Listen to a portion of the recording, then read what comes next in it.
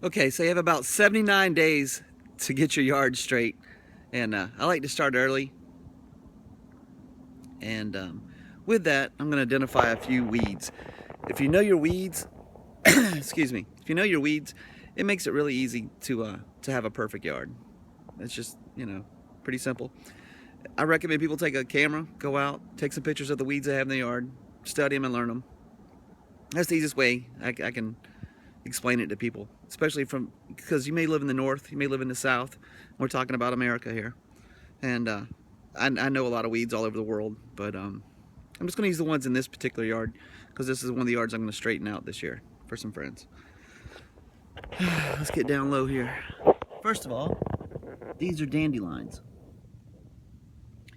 The best way to prevent weeds simply is to not let them go to seed. That is the very first. If you know the weeds, you don't have to really do a soil sample and send it off to an extension, but it helps if you do. But if you know the weeds, you do it long enough, you can, I'm not even a couple feet, I'm going to show you a couple different ones here. This is Carolina geranium. Let's see if you can see that.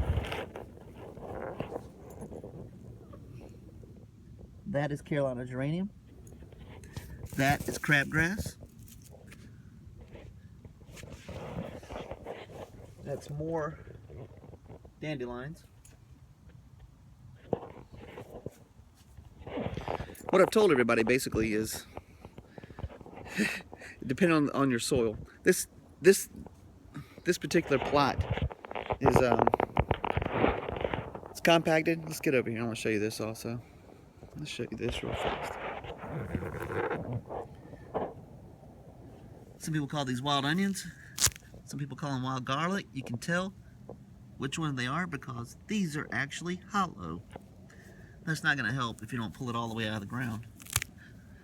And there's some more weeds here. I'll have this yard looking like the one next door. Let me show you the one next door.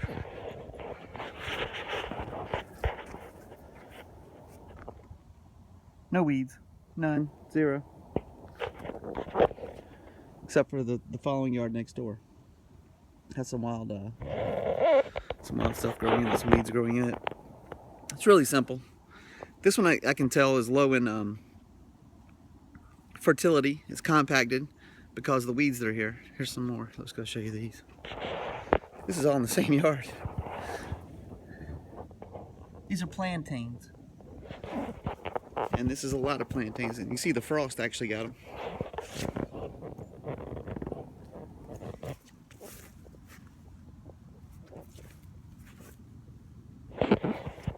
Yard looks horrible, but we'll straighten it out really easy. It's not a problem.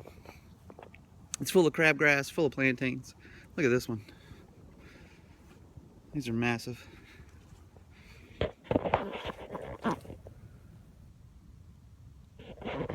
What I usually do is tell people to do stuff organically.